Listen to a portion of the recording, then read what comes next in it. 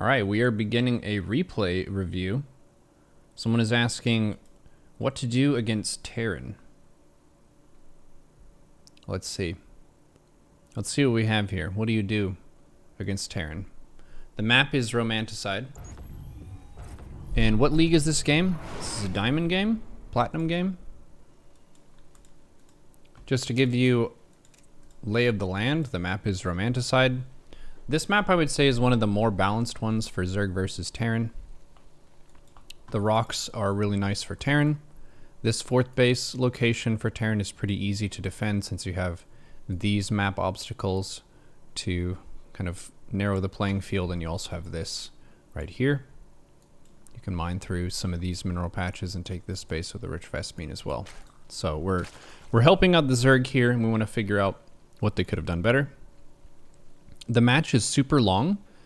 Whenever you're thinking about your own mistakes and what have you, you would want to be trying to prioritize what's happening in the early game as opposed to focusing super hard in the mid or the late game. We might see some key mistakes there, but the thing that I usually give to students as a take-home is really try to tidy up the early game, because the player who gets ahead has a ton of advantages and they can basically choose how they want to win the game. The opponent's doing some silly stuff here. It's just random Marines being sent. This would be neatly in the category of builds that you won't see at a higher level. Wait, what did we just do here? What is that? I think we just did what's called Maynarding our workers. This is something that people, if you want to get a quick history lesson of macro, is how do you saturate 2 bases and 3 bases? How do you get up an economy? What's the most optimal way of doing that? And one of the questions that people had along the way was, okay, well, when my second base is done, should I just grab some of my workers and throw them down to that base? And this was tested quite a bit. And it turned out that it wasn't worth it. And I'll kind of point out why right here. So we've got the hatch gas pool. This pool placement is a little bit wonky. Okay, so we pulled these workers from the main. This is what I would call a disaster for the development of your economy, but you didn't take damage. Like, you're not losing units right now, but you're losing mining time. Each of your drones is mining at a rate of about 1 mineral per second. So if we look at this progression, you're saying speed the replay up? Absolutely not. This is probably the biggest mistake of the whole game. Okay, they're mining happily here. This is a very sacred time. It's the time when the drones get to mine unharassed before any aggression can come. And they're all mining at a rate of 1 mineral per second. Look at this income. 19 to 19. This is great. We're in business here. Okay. I would put the pool maybe here. That would be fine. Oh my goodness. Oof. So right now it's as though we're taking heavy damage. Holy smokes. That's disastrous. So we don't want to do this. What we want to do is, whenever the main base is saturated, so you have 16 out of 16, you have 3 out of 3, you see this orange line right here, you just click your main base and have it click to this location here. There is a bunker here, but this wasn't a response to it, I don't think. We didn't have vision of that until the hatch finished. So don't do the drone pull thing. And then the next step would be, you want to be able to get your queens and lings out right away. And this is how we're getting punished for this drone transfer. We can't afford 2 queens and lings at the same time. We're also taking a third base. So I would question this build order just in its kind of setup here. You don't have your defensive tools that you need to defend a Reaper that arrives on time. If the Terran plays for the most common build, which is Reaper Expand, they have their base, they get their barracks up, they get a little bit of gas, and with the first 50 gas, they send a Reaper your way. And the Reaper will typically arrive at the time when your lings are finished, but your queen is not done. In this instance, we have only 1 queen on the way. So if you're against a higher level Terran player, you've already lost the game. You're going to fall too far behind. So you need to get your defensive tools. A build that I would advise would be going for a 16 or 17 hatch. Either one is fine. And then you get an 18 gas. Then you get a 17 pool. Then you can get a 20 overlord. You can just put it outside your base or something so you can see stuff. You could even put it here. You could put it there, whatever. And then you want to get 2 queens and 4 lings. That gives you a way to deal with this kind of pressure and also to deal with Reaper harass. So this is a very long game, but the biggest thing that you could do to move up the ladder would be to fix the early game, because you're going to be starting off every single ZvT from woefully far behind. Any standard Terran build. And we're going to be taking damage to a lot of different things because we can't afford stuff. If you like taking the early third, you can do that. You can just take it at 27 supply. The trick that I do for ZvT is maybe I skip the 20 overlord and I just drone up to 21 and I take the egg at 21 and I send it to the third, and it times out really nicely where you have 300 minerals right whenever the drone arrives at that third base. You can take that. So cool. The opponent did a silly build, which ended up supply blocking us a whole bunch. But their build doesn't really set them up very well either. So you could say that this was more or less a break-even opening. They tried to do some aggression. It didn't really do too much, but we could have certainly done better in our opening. The next thing that you want to keep a really sharp eye toward is your units tab and your larva. Anytime you're floating larva, you would say that that's a big mistake, like a huge question mark of why are these not being made into units? Some examples would be, I don't have enough money, or I don't have enough supply, as in overlords. In this case, we're injecting twice. I guess we put a creep tumor here, but we have more larvae than we can physically spend at the moment. And I would prioritize spending larvae into drones first if you intend to macro, and then make sure you can spend any excess minerals on queen production, because generally you want to get up about 7 queens. 3 for injecting and 4 for creep. You should be thinking like a race car driver with spending every single larva. It should be fast, fast, fast. Super, super fast. Still got 4 larvae. I'm gonna get those queens out.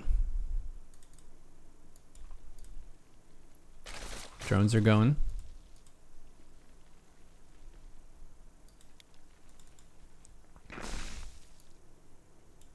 Random marines are running around. Terran's going for a second base with a third CC behind it. We have a bunch of lings with ling speed.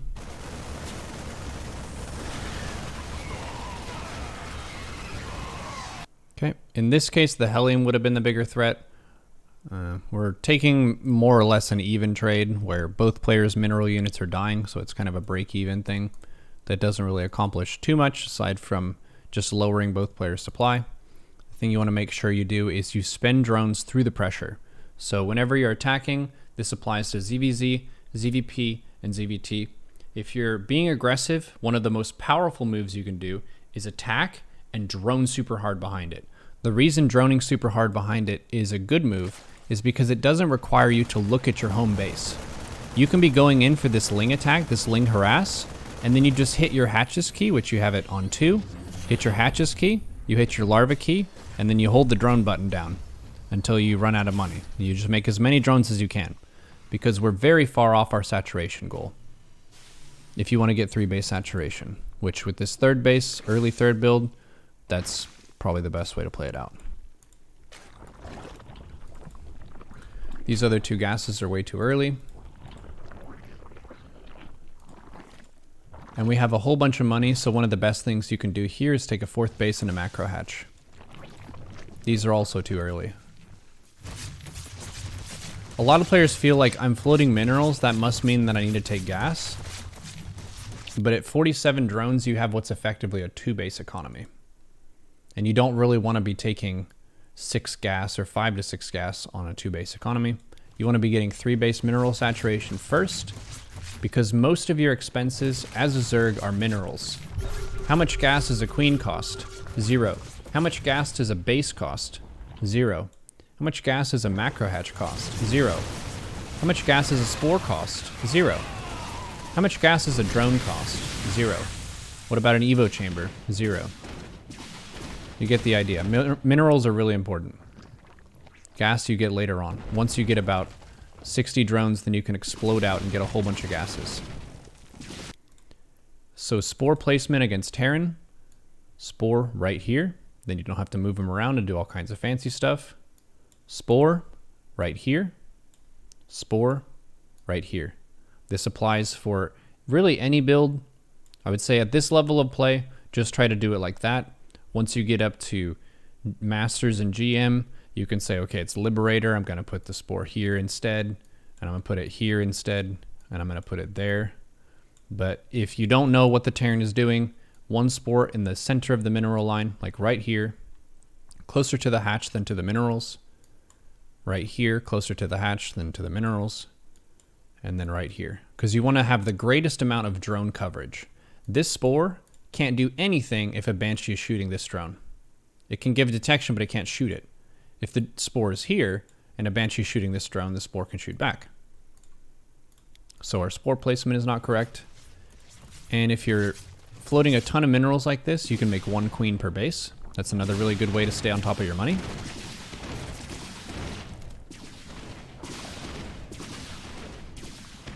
We can also just take a base. Double expanding is a really strong move as well. It takes a lot of effort for your opponent to kill a base. So mass expanding is a very powerful choice. You're taking command of the map.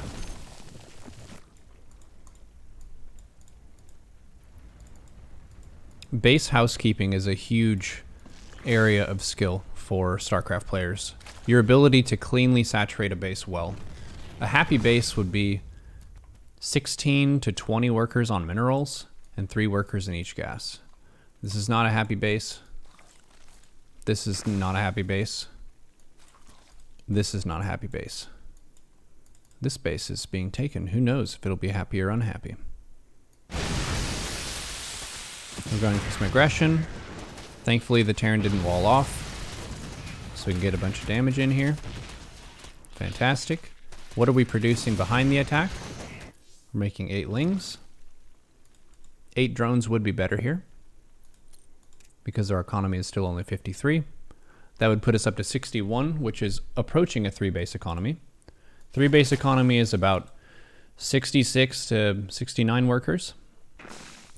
If you look at your supply over here, some people are asking, well, how do you know how many drones you have? You don't need to physically count them at each of your bases. What you need to do is just hover over your supply like this. Even if you're in the game, you can still see how much supply you have in army and how much you have in workers. So the main take homes so far here are, don't transfer your drones early. It cuts into your immediate mining severely and you're kind of injuring yourself. And then 2 queens and 4 lings need to happen as soon as the pool is done. Otherwise you're going to die to anything, even if the Terran just sneezes at you. And then spending your larva into drones is super important. The injects have been pretty good. We've been injecting the bases. We have almost creep connection between the bases, but there's nothing here. If it was a battlecruiser build and they teleported in here, the queens would have a very sad and painful walk through this area. So just 1 creep tumor right here would solve that, or you could put 1 here and then it can go down the hill. Those are fine.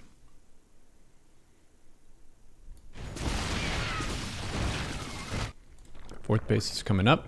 Spore placement, 1 spore right here. That would be fine. Having an extra spore is okay. Sometimes I'll do this where I have 1 spore that gives detection in the mineral line, and then I'll have 1 spore in the front. The reason I like to put a spore here is it punishes Medivac zooming up, and it also allows you to see if they have Widow Mines in their push. You get a little bit of forward detection in front of the base, even if your Overseer dies. Base is misplaced a bit. And we could take a look at your mechanics a little bit. Camera control.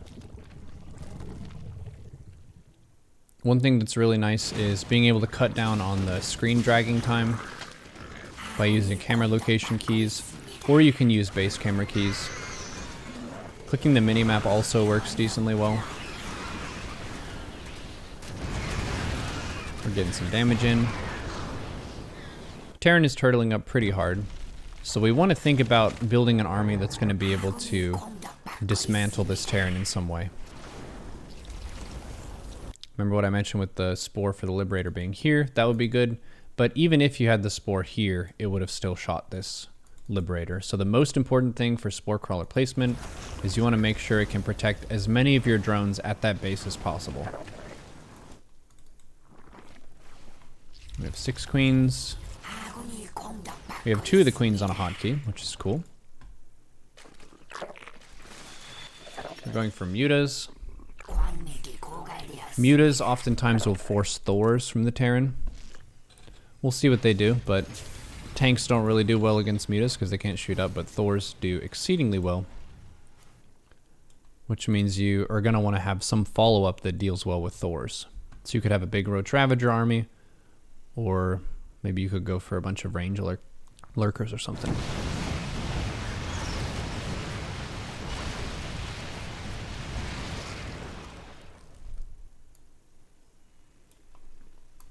Bit of damage there.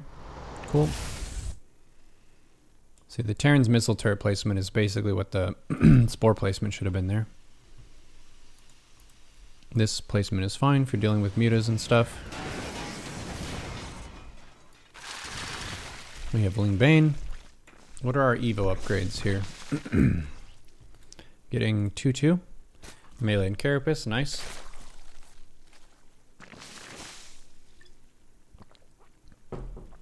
We have a big supply advantage. The Terran is mainly sitting at home. A really great unit that Zerg can use against Terran is the Viper. You can use Parasitic Bomb on clumps of air units like this. It deals a ton of DPS. You can also abduct expensive units like Thors into your army and you can kill them. And you can also Blinding Cloud big clusters of tanks. Like you could blind both of these tanks at the same time, both of these tanks and the planetary at the same time. But we're gonna need some longer term solution that can shoot up. So we see Broodlord tech, that's cool. A good composition you can go for is Queens and Broodlords. They have really great synergy because Broods deal really well against the ground, and then the Queens do really well against the air, and they can heal the Broodlords. BC harass, 3 of them. Got Corruptors out, fantastic. Corruptors do decently well against BCs because they deal bonus damage to massive. Opponent's air upgrades are 1-1-1. We're getting air upgrades as well.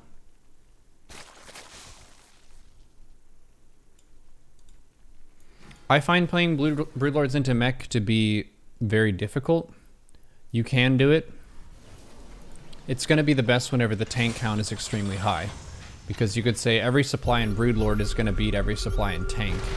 But they don't really have very much supply in tank. They just have 4. The rest of their army is BC. Every supply in Battlecruiser is going to do well against every supply in Broodlord. The Thors do well against Broodlord, and the Ravens also do. They do decently. They can support other units to beat the Broodlords, and the Broodlords can't do anything about their Ravens.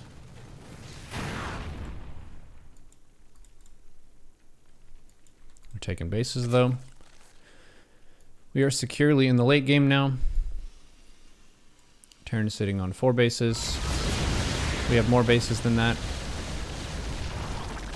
It can be tough to deal with the mobility of the BCs though.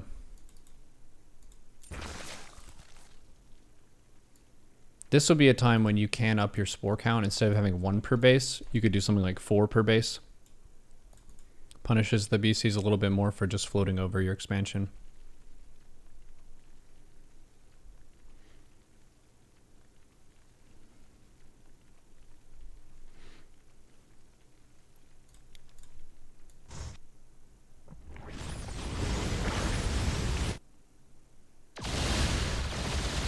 Losing a hatch like this is not really a big deal.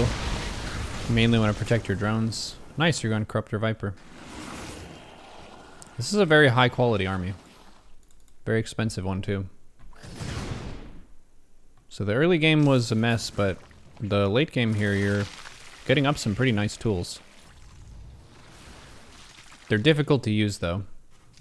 I like that you have a separate Broodlord group from the Viper Corruptor. Or at least you're moving them separately. Yeah, the problem there is that Thors just trade so well against Broodlords. It might have even been better to blind the Thors. Let's see that fight real quick. So we got our army here.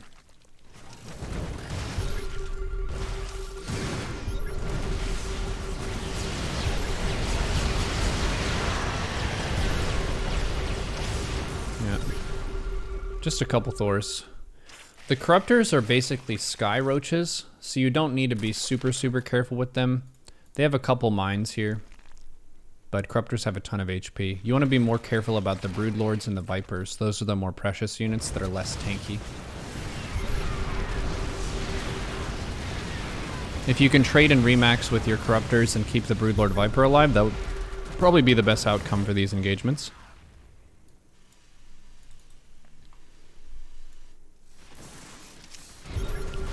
Another idea, if you didn't want to make Broodlords, would be to go for Lurker run by at bases.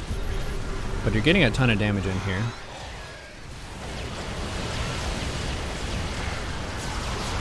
So we're being, I think, a little bit overly cautious with the Corruptors. These are the units that you should be more aggressive with. The Broodlords are the units that you need to be cautious about. But we went in pretty far here, so they're going to be able to kill a bunch of this stuff. They have 2/2/2. And the air units here are +2 attack, +1 armor.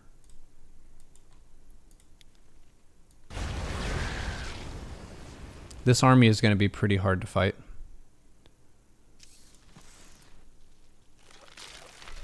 Lurkers, Spores, and Vipers are pretty good at not dying to this.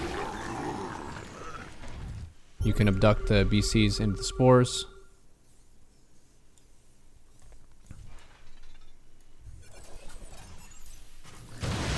The units lost tab is probably going to look, yeah, extremely favorable for the Terran.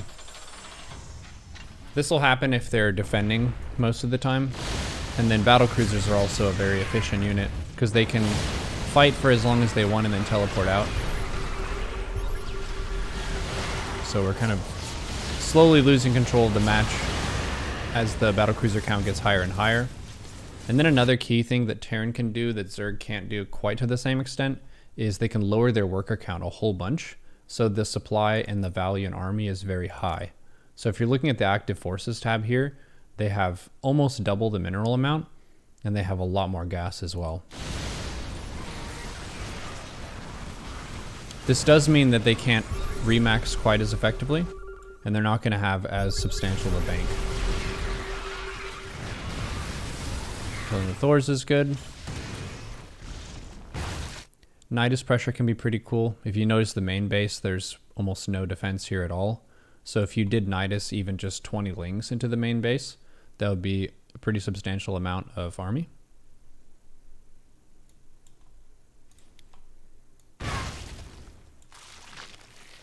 Sorry in advance for being salty at the end. It happens. I think facing mass battlecruiser is more of the, I would say maybe the most frustrating composition that Terran can make, just because they get to go in, deal damage, and then teleport anywhere else on the map.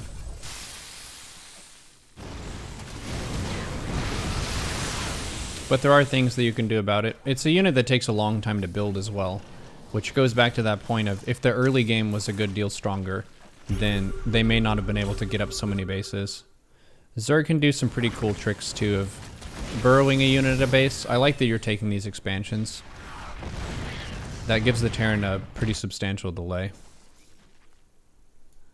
Fun fact, the Hydralisk, if you have the ranged upgrade, Groove Spines, and Detection, they can kill these mines before they even fire. So if you had Broodlord and Hydra and Viper, you could clean up these mines with the Broodlord Hydra very easily with taking almost no damage. And then you can abduct the Broodlord, the battlecruisers one by one into your hydras.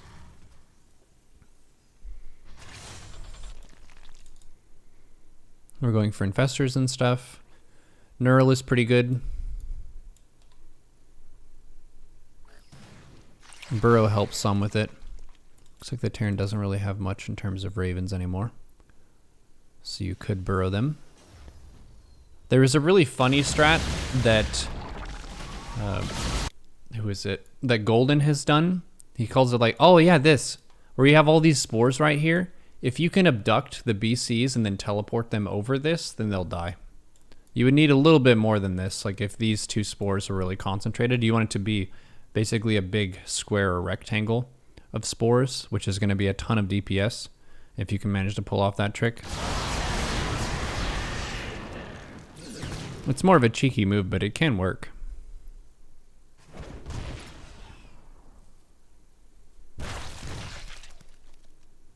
Cleared this. The Spore Forest.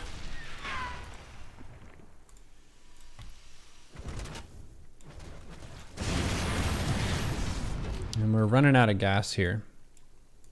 The base is just being mined out.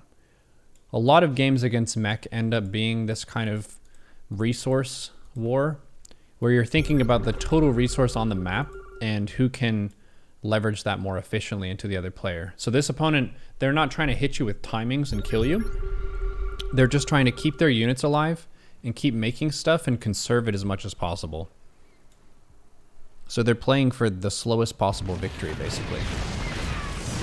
So if they're doing that, you want to think about switching more into an efficiency gear, making stuff like swarm hosts, instead of a burst DPS gear.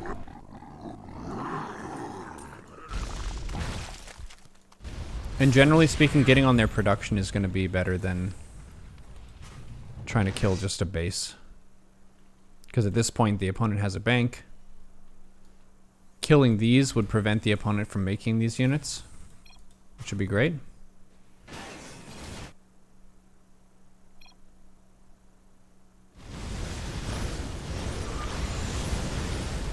So what you're sharing here would be an opinion that you don't think that this kind of match is the most fun, but not everyone agrees.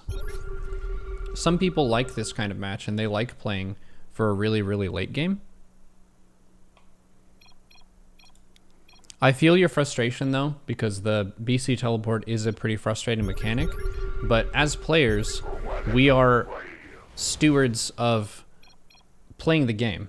We're not the designers who chose what units go into the game and what abilities are in the game. If you want to be competitive, you have to accept the facts of the battlefield.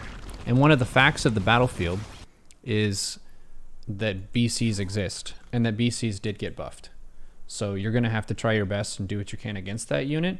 And also try to make your mindset more of a, this is my goal of how to fight battle cruisers, and I'm working on polishing and refining that goal like a student, rather than someone who is outraged that the circumstances are not more fair. A way that you could compare this to, like Sun Tzu Art of War, would be basically a general complaining to the opposing general saying, it's not fair that you get to fight on that side of the hill. It's much better than this side of the hill. If I had that side of the hill, we would totally beat you.